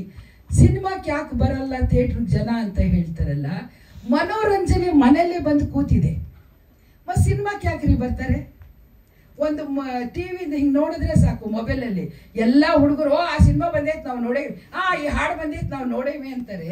ಹಂಗೆ ಅನ್ನುವಾಗ ಥಿಯೇಟ್ರಿಗೆ ಹೆಂಗೆ ಹೋಗ್ತಾರೆ? ಅದಕ್ಕೆ ಮೊಬೈಲ್ಗಳನ್ನ ಸಿನಿಮಾಕ್ಕೆ ತರೋದನ್ನ ಬಿಡಿಸ್ಬೇಕು. ಅವಾಗ ಭಾನುವಾರ ಶನಿವಾರ ಗಂಡ ಹೆಂಡತಿ ಮಕ್ಕಳು ಬಂದು ಥಿಯೇಟ್ರಲ್ಲಿ ಕೂತ್ಕೊಂಡು ಸಂತೋಷವಾಗಿ ಸಿನಿಮಾ ನೋಡ್ತಾರೆ. ಆ ಪ್ರಯತ್ನ ಮಾಡಬೇಕು. ಇದು ನಾವು ನೀವು ಮಾಧ್ಯಮದವರು ಮಾಡೋದಲ್ಲ, ಇದು ಮಿನಿಸ್ಟ್ರುಗಳೇ ಮಾಡಬೇಕು. ಮೊಬೈಲಲ್ಲಿ ಎಲ್ಲ ಸಿನಿಮಾನ ಹಾಡನ್ನ ಬರೋದಕ್ಕಿಂತ ಮುಂಚೆ ಅದನ್ನು ಬರಲಾರ್ದಂಗೆ ಏನಾದರೂ ಮಾಡಿದ್ರೆ ಮಾತ್ರ ಕಲಾವಿದರು ಇವತ್ತು ಉಳಿತಾರೆ, ಇಲ್ಲಾಂದ್ರೆ ಉಳಿಯಕ್ಕೆ ಸಾಧ್ಯನೇ ಇಲ್ಲ. ಆ ಪ್ರಯತ್ನದಲ್ಲಿ ಏನಾರು ಮಾಡಬೇಕು. ಮಾಧ್ಯಮದವರು ಎಷ್ಟು ಹೇಳ್ತಾರೆ, ಎಷ್ಟು ದಿವಸ ಹೇಳ್ತಾರೆ, ಈ ಸಿನಿಮಾ ಚೆನ್ನಾಗಿದೆ, ಇದು ಹಾಗಿದೆ, ಇದು ಹೀಗಿದೆ ಅಂತಾರೆ. 3 ದಿವಸ ಹೇಳ್ತಾರೆ, 4ನೇ ದಿವಸ ಅವ್ರಿಗೆ ಇನ್ನೊಂದು ಪಿಕ್ಚರ್ ವಿಷಯ ಇರುತ್ತಲ್ಲ ಹೇಳೋದಕ್ಕೆ, ಅದಕ್ಕೆ ಮನೋರಂಜನೆ ಮನೆಗೆ ಬರೋದನ್ನ ಬಿಡಿಸಿ ಚಿತ್ರರಂಗಕ್ಕೆ ಬರಬೇಕು. ಏನು ಚಿತ್ರ ಮಂದಿರ ಅಂತ ಹೇಳಿದ್ರಲ್ಲ, ಆ ಮಂದಿರಕ್ಕೆ ಬಂದು ತಲೆಬಾಗಿ ನೋಡ್ಬೇಕು ಆ ಸಿನಿಮಾನ. ಹಾಗೆ ಮಾಡೋ ಪ್ರಯತ್ನನ ಎಲ್ಲ ನಾವು ಚಿತ್ರರಂಗದವರು, ಮಾಧ್ಯಮದವರು, ಮುಖ್ಯಮಂತ್ರಿಗಳು, ಆ ಮುಖ್ಯಮಂತ್ರಿಗೆ ಕಲೆ ಬಗ್ಗೆ ಗೊತ್ತಿರಬೇಕು, ಕಲಾವಿದರನ್ನ ಪೂಜಿಸೋದು ಗೊತ್ತಿರಬೇಕು. ಅಂದ್ರೆ ಮಾತ್ರ ಅವ್ನ ಕಿವಿಗೆ ಹೋಗುತ್ತೆ, ಇಲ್ಲಾದ್ರೆ ಹೋಗೋದಿಲ್ಲ. ಅವ್ನು ನಿದ್ದೆ ಮಾಡ್ತಾ ಇರ್ತಾರೆ, ಅಷ್ಟೇ ಆಗೋದು. ರಾತ್ ಗಯ ಬಾತ್ ಗಯ ಹಾಗಾಗತ್ತೆ. ಹಾಗಾಗಬಾರ್ದು. ಚಿತ್ರರಂಗ ತುಂಬಾ ನೊಂದಿದೆ, ಆಮೇಲೆ ಕೆಳಮಟ್ಟಕ್ಕೆ ಹೋಗಿದೆ. ಅದನ್ನ ಹಬ್ಬಿಸ್ಬೇಕು ಅಂದ್ರೆ ಈಗ ನನ್ಗೆ ಗೊತ್ತಿರೋ ನನ್ನ ಸ್ವಂತ ಬುದ್ಧಿಯಿಂದ ಮಿನಿಸ್ಟರ್ಗಳಿಗೆ ಮಾತ್ರ ಸಾಧ್ಯ. ಇಲ್ಲಾಂದ್ರೆ ಒಬ್ಬ ದೊಡ್ಡ ಕಲಾವಿದನ ಹಾಕೊಂಡ್ರು ಒಂದ್ಸರಿ ಡಮ್ ಅನ್ನತ್ತೆ. ಏನ್ ರಾಜ್ಕುಮಾರ್ ಅವ್ರು ಮಾಡಕ್ ಸಾಧ್ಯನಾ ಬಂದು? ಇಲ್ಲ. ಅದಕ್ಕೆ ನಮ್ಮ ಪ್ರಯತ್ನ ನಾವು ಮಾಡಲಿ. ಆ ಕಲಾದೇವಿ ನಮ್ಗೆಲ್ಲ ಒಲೇರಿ. ಇದು ದೊಡ್ಡ ಸಮುದ್ರದಲ್ಲಿ ಇದೀವಿ ನಾವೆಲ್ಲ. ಸೊ ನಮ್ಮನ್ನ ರಕ್ಷಿಸ್ಲಿ ಆ ನಟರಾಜ ಅಂತ ಹೇಳ್ಕೊಂಡು, ನಿಮಗೆ ಒಳ್ಳೇದಾಗ್ಲಮ್ಮ. ಇನ್ನೊಂದ್ಸರಿ ಮಗನಿಗೋಸ್ಕರ ತ್ಯಾಗ ಮಾಡ್ತಿರೋ ತಾಯಿಗೆ ತಕ್ಕ ಮಗ ಆಗ್ಬೇಕಪ್ಪ ನೀನು ಅಂತ ಹೇಳ್ತಾರೆ. ಜಯ ಮುಕ್ಕೋಟಿಗೆ ಅಮ್ಮ ತುಂಬಾ ಹಾರ್ಟ್ ಟಚಿಂಗ್ ಮಾತುಗಳು ಅಂತಾರಲ್ಲ, ನಿಜ ಇದು. ಅವ್ರು ಮಾತಾಡಿದ್ದು ಒಂದೊಂದು ಗೋಲ್ಡನ್ ವರ್ಡ್ಸ್ ಅವ್ರು ಹೇಳಿದ್ದು. ಅದೇ ಥರನೇ ನಡೀತಾ ಇರೋದು ಇವಾಗ. ಎಲ್ಲ ಮೊಬೈಲಲ್ಲಿ ಎಲ್ಲ ನೋಡಿಕೊಂಡು ಏನಕ್ಕೆ ಹೋಗೋದು ಅಂದ್ಕೊಂಡು ಉದಾಸೀನ ಮಾಡ್ತಾರೆ. ಆ ಥರ ಆಗಬಾರ್ದು. ನಿಮ್ಮೆಲ್ಲರ ಮುಂದೆ ನಾವೆಲ್ಲ ಸಣ್ಣ ಇರುವೆ ಅಮ್ಮ. ದೊಡ್ಡ ಮನೆ ಸಿನಿಮಾಗಳು ಅದರ ಎಲ್ಲ ಸಿನಿಮಾಗಳ ಮುಂದೆ ಇವತ್ತೇನಿದ್ರು ಸಣ್ಣ ಇರುವೆ. ಅವರೆಲ್ಲ ಅಂಬಾರಿಗಳು, ನಾವೆಲ್ಲ ಸಣ್ಣ ಇರುವೆ ಅಂತ ಸಿನಿಮಾಗಳು. ಎಲ್ಲರೂ ಉತ್ತೇಜನ ಕೊಡಿ ಸರ್. ಡಿಸ್ಟ್ರಿಬ್ಯೂಟರ್ ಸರ್ ಫೋನ್ನಲ್ಲಿರೋದು ನಿಮ್ಮ ಸಿನಿಮಾ ಬಗ್ಗೆನೇ ಮಾತಾಡ್ತೀವಿ. ತುಂಬ ಧನ್ಯವಾದಗಳು ಅವ್ರಿಗೂ ಸರ್. ಇಲ್ಲಿ ನೆರೆದಿರೋ ಎಲ್ಲರಿಗೂ ತುಂಬ ಧನ್ಯವಾದಗಳು ಸರ್. ನನ್ನ ಮಗನ ಮದುವೆನಲ್ಲಿ ನೋಡಿದ್ವಿ ಇವ್ರನ್ನೆಲ್ಲ ರಿಸೆಪ್ಷನಲ್ಲಿ. ಇವತ್ತೆಲ್ಲ ಇಲ್ಲೇ ಇದ್ದಾರೆ. ಆ ರಿಸೆಪ್ಷನ್ಗೆ ಬಂದಿದ್ದ ತಂಡ ಫುಲ್ಲು ಇಲ್ಲೇ ನೋಡ್ತಾ ಇದ್ದೀವಿ. ತುಂಬ ಖುಷಿ ಆಗ್ತಾ ಇದೆಯಪ್ಪ. ಎಲ್ಲರೂ ತುಂಬ ಚೆನ್ನಾಗಿ ಬೆಳೀರಿ. ಎಲ್ಲರಿಗೂ ತುಂಬ ಧನ್ಯವಾದ. ಎಲ್ರಿಗೂ ನಮಸ್ಕಾರ. ಟ್ರೈನ್ ಮಿಸ್ ಆಗಿದ್ರಿಂದ ತಡ ಆಯಿತು ಬರೋದು. ನಾನು ಮೈಸೂರಲ್ಲಿ ಇರೋದು, ಬ್ಯಾಂಗ್ಳೂರಲ್ಲ. ಹಾಗಾಗಿ ಮಿನಿಮಮ್ 3 hours ಬೇಕೇ ಬೇಕು ಅಲ್ಲಿಂದ ಬರೋದಕ್ಕೆ. ಹಾಗಾಗಿ ಕ್ಷಮೆ ಇರಲಿ. ಬೇಗ ಬಿಡ್ಬೋದಾಯ್ತಲ್ಲ, ಬೆಳಿಗ್ಗೆನೇ ಬಿಡ್ಬೋದಾಯ್ತು. ಎಲ್ಲ ಕಲಾವಿದರಿಗೂ ಹಾಗೂ ನನ್ನ ಜೊತೆ ಟೆಕ್ನಿಷಿಯನ್ ಆಗಿ ಇದ್ದಂಥ ಪ್ರಶಾಂತ್ ಸಾಗರ್ ಆಗ್ಬೋದು, ಆರ್ಟ್ ಡೈರೆಕ್ಟರ್ ಪ್ರವೀಣ್ ಜಾನ್, ಎಲ್ಲ ಟೆಕ್ನಿಷಿಯನ್ಗೂ ಮತ್ತು ಈ ಪೋಸ್ಟ್ಗಳನ್ನು ತುಂಬ ಚೆನ್ನಾಗಿ ಮಾಡಿಕೊಟ್ಟಂತಹ ಶ್ರೀನಿ, ಎಲ್ಲರಿಗೂ ಧನ್ಯವಾದಗಳು. ಹಾಗೆ ಇದಕ್ಕೆ ಲೆಜೆಂಡ್ ಎಡಿಟರು ಸುರೇಶ್ ಅರಸ್ ಅಂತ ಸರ್ ಎಲ್ಲರಿಗೂ ಗೊತ್ತಿರ್ಬೋದು. ಅವರು ಇದನ್ನು ಎಡಿಟ್ ಮಾಡಿಕೊಟ್ರು. ಫಸ್ಟು ನಾನು ಅವ್ರ ಹತ್ರ ಹೋಗಿ ಕೇಳಿದಾಗ ಅವ್ರು ಹೇಳಿದ್ದು ಅಂದರೆ ನನಗೆ ಒಂದು ಅಳುಕಿತ್ತು. ಅಂತಂದರೆ ಒಂದು ಹೊಸಬ್ರು ಸಿನಿಮಾ ಮಾಡ್ತಾರಾ ಇಲ್ವಾ ಏನು ಈ ಥರದ್ದು ನನ್ನ ಒಳಗಡೆ ನನಗೆ ಒಂದಷ್ಟು ಪ್ರಶ್ನೆ ಇತ್ತು. ನಾನು ಹೋಗಿ ಅವ್ರ ಹತ್ರ ಕೇಳಿದೆ, ಸರ್ ನಮ್ಮದೊಂದು ಸಿನಿಮಾ ಇದೆ, ಠಾಣೆ ಅಂತ ಒಂದು ಸಿನಿಮಾ ಮಾಡಿದ್ದೀವಿ, ಏನಾದರೂ ಒಂದ್ಸರಿ ನೋಡ್ಬಿಟ್ಟು ನಿಮಗೆ ಓಕೆ ಆದರೆ ಒಂದು ಎಡಿಟ್ ಮಾಡಿಕೊಡಿ ಸರ್, ಫೈನಲ್ ಎಡಿಟ್ ಮಾಡಿಕೊಡಿ ಅಂತ ಕೇಳಿದೆ. ಸರಿ ನನಗೆ ಅಲ್ಲಿ ಕೆಲಸ ಇದ್ದರೆ ನಾನು ಮಾಡ್ತೀನಿ ಅಂತ ಬಂದು ಸಿನಿಮಾ ನೋಡಿದ್ರು. ಸಿನಿಮಾ ನೋಡೋವರೆಗೂ ನನಗೆ ಬಹಳ ಭಯ ಇತ್ತು. ಯಾಕಂತಂದರೆ ಅವ್ರು ಮಾಲ್ಗುಡಿ ಡೇಸ್ ಶಂಕರ್ನ ಸಿನಿಮಾಯಿಂದ ಅವರು ಇಲ್ಲಿವರೆಗೂ ಅವರು ಇನ್ನೂ ಆಕ್ಟಿವ್ ಆಗಿ ತುಂಬ ಒಳ್ಳೊಳ್ಳೆ ಸಿನಿಮಾಗಳನ್ನು ಮಾಡ್ತಿದ್ದಾರೆ. ಸಿನಿಮಾ ನೋಡಿದ ಮೇಲೆ ನನಗೆ ಅವ್ರು ಕೇಳಿದೆ, ಸರ್ ಅಂತ ಕೇಳಿದೆ, ಕೆಲಸ ಯಾವಾಗಿನ ಶುರು ಮಾಡೋಣ ಅಂತ ಮಾಡಿಕೊಟ್ರು. ಅವ್ರಿಗೆ ತುಂಬ ಹೃದಯ ಧನ್ಯವಾದಗಳು. ಹಾಗೆ ಈ ಒಂದು 53 ದಿನ ಶೂಟಿಂಗ್ ಮಾಡಿದ್ದೀವಿ. ಇಲ್ಲಿಂದ ಒಂದು 20 ವರ್ಷ ಹಿಂದೆ ನಡೆಯುವಂತಹ ಆ್ಯಕ್ಚುಲಿ ಕತೆ ಇದು. ಸಾರ್ ಹೇಳ್ದಂಗೆ ಗೋರಿಪಳ್ಯ, ಶ್ರೀರಾಮ್ಪುರ ಈ ಥರ ಬೆಂಗಳೂರಿನ ಒಂದಷ್ಟು ಸ್ಲಮ್ಗಳಲ್ಲಿ ಶೂಟ್ ಮಾಡಿದ್ದೀವಿ. ತುಂಬ ಕಷ್ಟ ಆಯಿತು. ಗೋರಿಪಳ್ಯದಲ್ಲಂತೂ ನಾವು ಎಲ್ಲೇ ಕ್ಯಾಮ್ರಾ ಇಟ್ಟರು ಗೊಂಬೆಗಳ ಥರ ನಾವು ಬರೀ ಆ್ಯಕ್ಷನ್ ಕಟ್ ಇಷ್ಟೇ ನಾವು ಕೆಲಸ ಮಾಡ್ಕೊಳ್ಬೇಕಾಯ್ತು. ಯಾರೋ ಹಿಂದೆ ತುಂಬ ಹೆಂಗೆಂಗೋ ಮಾತಾಡ್ಕೊಂಡಿರೋರು, ಕ್ಯಾರೆ ಕರ್ರಾಯಿನೇರೇ ಹೊಸ ಹಿಂಗೆ ಮಾತಾಡ್ಕೊಂಡಿರೋರು, ಹಿಂಗೆ ತಿರುಗಿದ್ರೆ ಸಾಕು ಕ್ಯಾರೆ ಅನ್ನೋರು. ಅಷ್ಟು ಪರಿಸ್ಥಿತಿಲಿ ಮಾಡ್ಕೊಂಬಂದಿದ್ದೀವಿ. ಬಟ್ ಎಲ್ಲರಿಗೂ ಗೊತ್ತಿರುತ್ತೆ ಗೋರಿಪಳ್ಳಿಯಲ್ಲಿ ಒಂದು ಸಣ್ಣ ಏನಾದರೂ ನಾವು ಒಬ್ಬರು ಏನೂ ಮಾತಾಡೋಂಗಿಲ್ಲ, ಮಾತಾಡಿದ್ರೆ ಠಾಣೆ ಚಿತ್ರದಿಂದ ಕೋಮುಗಲಭೆ ಅನ್ನೋದು ಒಂದು ಪಣೆ ಪಟ್ಟಿ ಅಂತೂ ಬರೋದು. ಅದಕ್ಕೋಸ್ಕರ ಸೈಲೆಂಟಾಗಿ ಎಲ್ಲ ಕಡೆ ಮಾಡಿದ್ದೀವಿ. ನಿಮ್ಗೆ ಎಷ್ಟೋ ಕಟ್ಟಡಗಳು, ಹಳೇ ಕಟ್ಟಡಗಳಲ್ಲಿ ಶೂಟಿಂಗ್ ಮಾಡಿದ್ದೀವಿ. ಟೆಂಟ್ ಆಗ್ಬೋದು, ಕಟ್ಟಡಗಳಾಗ್ಬೋದು. ಇವತ್ತು ಯಾವುದೂ ಇಲ್ಲ. ಸುಮಾರು 1.5 ವರ್ಷ ಆಗಿದೆ ನಾವು ಶೂಟಿಂಗ್ ಹತ್ತಿರ ಮಾಡಿ. ಸದ್ಯಕ್ಕಂತೂ ಯಾವುದೂ ಇಲ್ಲ. ನೀವು ಠಾಣೆ ಸಿನಿಮಾದಲ್ಲಿ ಅಷ್ಟೂ ಕಟ್ಟಡಗಳನ್ನು ಹಳೆ ಇದನ್ನು ನೋಡ್ಬೋದು. ದಯವಿಟ್ಟು ಮತ್ತೊಮ್ಮೆ ಕೇಳ್ಕೊಳ್ತಾ ಇದ್ದೀನಿ, ಎಲ್ಲರೂ ಮಾಧ್ಯಮದವರು ಒಂದಷ್ಟು ಹೆಚ್ಚು ಪ್ರಚಾರ ಕೊಟ್ಟು ದಯವಿಟ್ಟು ಈ ಸಿನಿಮಾನ ನೋಡಿ, ನೀವು ನೋಡಿ, ಮತ್ತು ನಿಮ್ಮ ಸ್ನೇಹಿತರು ಕುಟುಂಬದವ್ರಿಗೂ ನೋಡಿ ಅಂತ ಹೇಳ್ತಾ ನಾನು ಮಾತು ಮುಗಿಸ್ತಾ ಇದ್ದೀನಿ. ಎಲ್ರಿಗೂ ಧನ್ಯವಾದಗಳು. ಮೀನಾಕ್ಷಿ, ನಾನು ರಂಗಭೂಮಿ ಕಲಾವಿದೆ, ಗಾಯಕಿ ಹಾಗೂ ಭರತನಾಟ್ಯ ಕಲಾವಿದೆ. ಬಾಲ್ಯದಿಂದಲೂ 3ರಲ್ಲೂ ತೊಡಗಿಸಿಕೊಂಡು ಬಂದಿದ್ದೀನಿ. ಸೊ ಠಾಣೆ ಬಗ್ಗೆ ಹೇಳೋದಾದರೆ ನನಗಿದು ಅಕಸ್ಮಾತಾಗಿ ಸಿಕ್ಕಿದ ಅವಕಾಶ ನನಗೆ ತುಂಬ ಖುಷಿ ಕೊಟ್ಟಿದೆ. ತುಂಬಾ ಟೀಮ್ ತುಂಬ ಚೆನ್ನಾಗಿತ್ತು. ರಂಗಭೂಮಿ ಕಲಾವಿದೆ ಆಗಿದ್ದರಿಂದ ಸ್ವಲ್ಪ ಮಟ್ಟಿಗೆ ನನಗೆ ಈ ಸುಲಭ ಆದರೂ ಕೂಡ ಸಿನಿಮಾ ಕ್ಯಾಮ್ರಾ ಟೆಕ್ನಿಕ್ಸ್ ಎಲ್ಲ ಹೇಳ್ಕೊಟ್ರು ಡೈರೆಕ್ಟರ್ ಸರ್. ತುಂಬ ಖುಷಿ ಇದೆ ನಾನು ಠಾಣೆ ತಂಡದಲ್ಲಿ ಭಾಗಿಯಾಗಿರೋದು. ಎಲ್ಲ ಕಲಾವಿದರು, ಆಲ್ಮೋಸ್ಟ್ ರಂಗಭೂಮಿ ಕಲಾವಿದರು ಅನ್ನೋದು ಒಂದು ಅಪ್ರಿಸಿಯೇಷನ್. ಆ್ಯಕ್ಚುಲಿ ಸಿನಿಮಾ ತುಂಬ ಚೆನ್ನಾಗಿ ಮೂಡಿ ಬಂದಿದೆ. ಯಾರೂ ಹೊಸಬರು ಅಥವಾ ಆ ಥರ ಅಂತ ಹೇಳೋಕ್ಕಾಗಲ್ಲ, ಬಿಕಾಸ್ ಎಲ್ಲರಿಗೂ ರಂಗಭೂಮಿಯ ಟಚ್ ಇರೋದ್ರಿಂದ ಎಲ್ಲರೂ ಕಲಾವಿದರು ಮಾಡಿದ್ದಾರೆ. ಹಾಗಾಗಿ ಸಿನಿಮಾನ ಎಲ್ಲರೂ ಚಿತ್ರಮಂದಿರಗಳಿಗೆ ಬಂದು ನೋಡಿ ನಮಗೆ ಪ್ರೋತ್ಸಾಹಿಸಿ ಅಂತ ಕೇಳ್ಕೊತೀನಿ. ಧನ್ಯವಾದಗಳು.